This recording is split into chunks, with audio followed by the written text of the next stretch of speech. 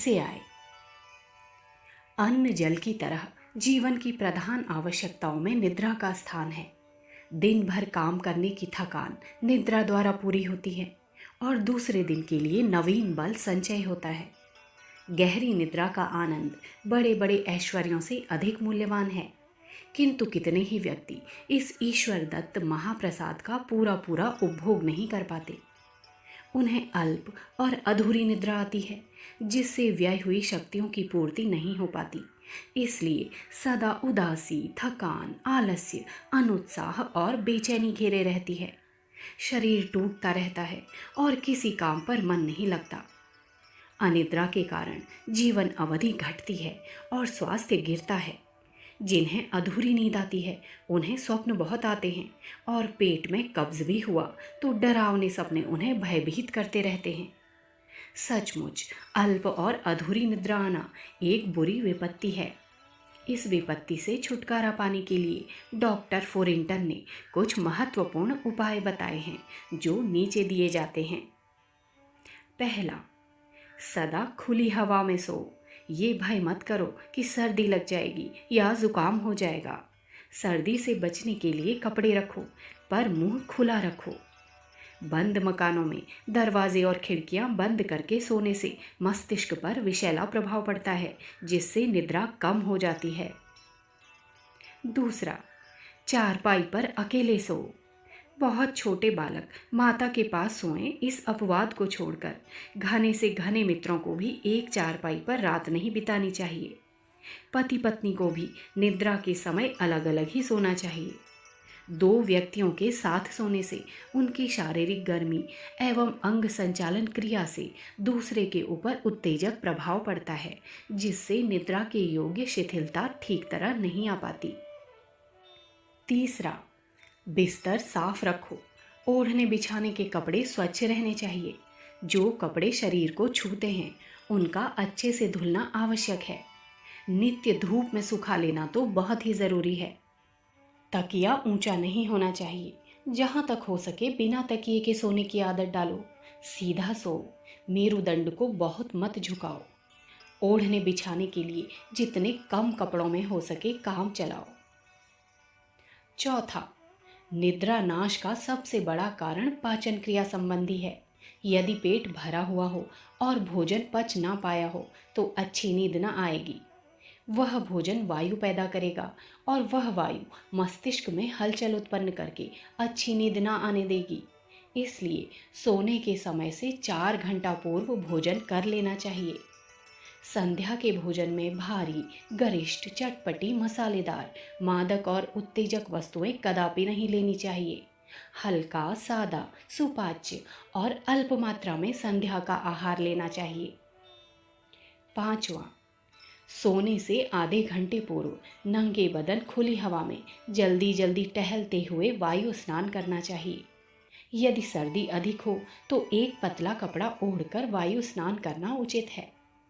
छठा, कई लोगों को सोते समय दिमाग पर अधिक जोर न डालने वाली पुस्तकें पढ़ने से जल्दी नींद आती है। जिन्हें यह प्रयोग हितकर हो वो इसका प्रयोग कर सकते हैं। सातवां, सोते समय शरीर को बिल्कुल ढीला छोड़ दे। डॉक्टर लॉटसन इस उपाय को बहुत ही विश्वसनीय बताते हैं। उनका कथन है कि सोते समय ऐसी भावना करनी चाहिए मानो किसी नीले रंग के अथाह सागर पर तैरते हुए हम बहे जा रहे हैं। सब अंगों को बिल्कुल शिथिल कर देने और नीले जल का ध्यान करने से निद्रा बहुत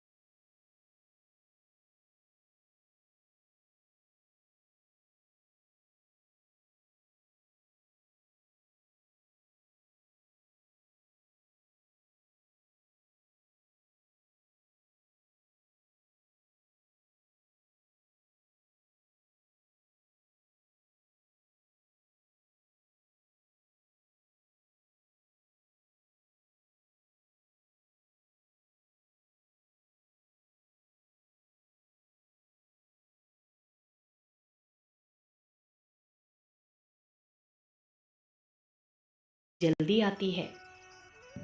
8वां, सोने से पूर्व गहरी श्वास प्रश्वास क्रिया करनी चाहिए। झटका देकर जल्दी जल्दी सांस लेने की ज़रूरत नहीं है।